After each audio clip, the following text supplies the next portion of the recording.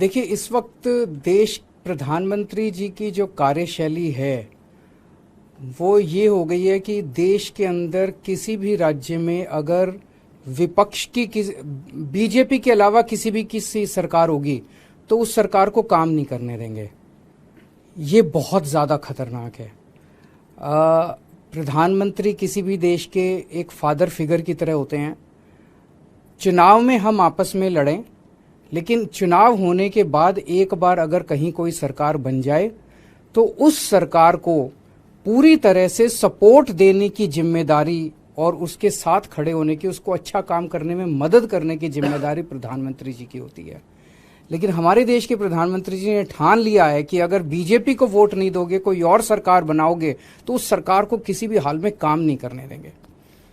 एक तो वो ये करते हैं कि अगर किसी और की सरकार बन जाए बीजेपी के अलावा तो उसके सारे नेताओं के ऊपर ईडी और सीबीआई छोड़ देते हैं, उनको गिरफ्तार कर लेते हैं, उनको तरह तरह से प्रताड़ना करते हैं, तरह तरह से तंग करते हैं, उनकी पार्टी तोड़ देते हैं, उनकी सरकार गिरा देते हैं। पूरे देश में कई जगह ये देखने को मिला, गोवा में देखने को मिला, महाराष्ट्र में देखने को मिला, कर्नाटक में देखने को मिला। एक के बाद एक राज्य के अंदर जहां नॉन बीजेपी गवर्नमेंट बनती है वहां पे ईडी और सीबीआई को छोड़ के और उनको गिरा दिया जाता है। ईडी और सीबीआई को छोड़ते हैं, नेताओं को डराते हैं। अगर नेता बीजेपी में आ जाए तो सारे मामले बंद हो जाते हैं। हेमंत बिश्व शर्मा, जो इनके ऊपर पहले सीबीआई और ईडी के इतने मामले थे, शारदा कांड था शायद उनका, उसके अंदर वो फंसे और जैसे ही वो बीजेपी में आ गए सारे मामले खत्म। तो या तो वो पहले निर्दोष थे और या दोषी तो थे लेकिन बीजेपी में आ गए तो सारे मामले खत्म। उसी तरह से शुभेंदु अधिकारी का मामला आता है, मुकुल रॉय का मामला आता है, नारायण राणे का मामला आता है। अभी उद्धव ठाकरे जी की पार्टी से जब इतने सारे एमएलए तोड़े गए तो कहा जाता है कि उनमें कईयों में सीबीआई और ईडी के मुकदमे चल रहे थे जिनको ठंडे बस्ते में डाल दिया गया। तो सीबीआई और ईडी का इस्तेमाल भ्रष्टाचार के खिलाफ के लिए नहीं कर रहे, सीबीआई और ईडी का इस्तेमाल कर रहे हैं चुनी हुई सरकारों को गिराने के लिए और दूसरी विपक्षी पार्टियों को तोड़ने के लिए।